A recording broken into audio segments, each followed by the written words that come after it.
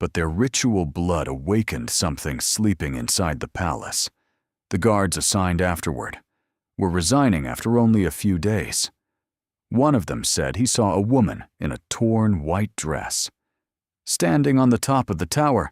Then she threw herself into the air, but she vanished before touching the ground. Was it an eternal replay of Helena's death?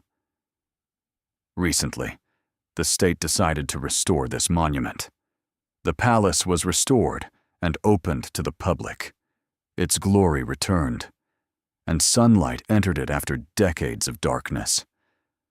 Visitors take photos and laugh. But the question is, can new paint erase the memory of the walls? Have Helena's screams disappeared? Has Miriam's blood evaporated? If you visit the barren palace and stand in front of the closed basement room and put your ear on the wall, you may hear the sound of old gears turning, or the Baron's own laughter. I am Mythos Cinema. Wait for me in a new story. From the files of horror that are not yet closed. But the curse did not stop at his sister. The Baron had a sick daughter named Miriam. After her aunt's incident, Miriam's psychological condition worsened. She suffered from paralysis and stayed in her room all day. And on a gloomy day, Miriam was found drowned in her blood. And where? Inside the shaft of the palace's wooden elevator. Did she fall by accident while on her wheelchair? Or were the spirits her father awakened in the mirror room the ones who pulled her into the abyss? After his daughter's death, Baron M. Pon broke completely. He died in Belgium a few years later, but he requested to be buried in Egypt, next to his cursed palace. His body was transferred and buried in the Basilica Church, which is only meters away from the palace, so his soul would keep watching his tragedy forever. For more than 70 years, the barren palace remained abandoned, a silent fortress inhabited by bats, surrounded by dry trees like dead fingers. The walls decayed, the paint fell, and Buddhist statues turned into distorted figures. At night, the people of New Egypt were afraid to pass near it. They swore they heard the sound of elevator wheels at midnight, despite electricity being cut for half a century, and they saw red lights moving on the tower balcony. But the horror reached its peak in the 90s. In 1997, a state of terror spread across the Egyptian streets. Young men in their prime, wearing black. They decided to use the palace basement as their ritual headquarters. They sneaked into the abandoned palace at night and began holding terrifying satanic rituals. They lit black candles around the mirror room and played loud metal music that mixed with the screams of buried spirits. And the worst, they slaughtered stray cats and dogs on the basement walls to stain the mirrors with their blood. As an offering to lower entities, the police surrounded the palace and arrested them in a case that shook public opinion. The Baron became obsessed with spirit summoning. He wanted to apologize to the spirit of his sister, Helena, whom he felt guilty toward. He designated a secret room in the basement, called the Pink Room. But this room was not normal walls. It was completely covered with mirrors. The walls, the ceiling, even the doors. He used to go down every night, light candles, and sit among infinite reflections whispering ancient Indian spells. With time, the servants began hearing voices inside the room. Even though the Baron went down alone, sounds of terrifying laughter, and a woman crying. And one night, the Baron came out shaking and ordered it locked with chains and never opened again. The Baron lived in his palace like a mythical king. But kings always pay the price of getting too close to the sun.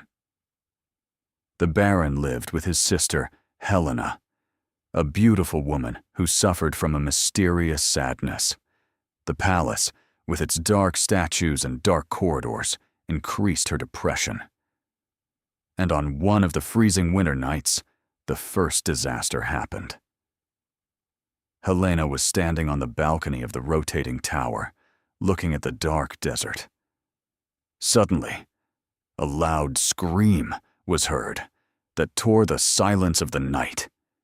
Helena fell from the top of the tower, crashing violently onto the marble floor of the palace. But the terrifying part is, she did not die immediately.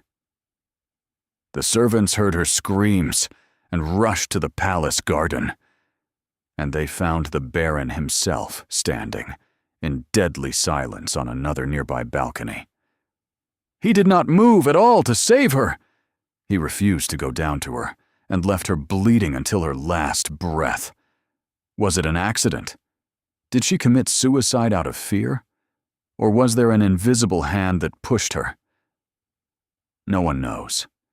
But what is certain is that the gears of the rotating tower buried in the basement stopped working that night with her final scream, and never turned again until this very day, as if the palace refused to move after drinking blood. From that day, the Baron changed completely. He turned from an aristocratic genius into a mad old man consumed by fear.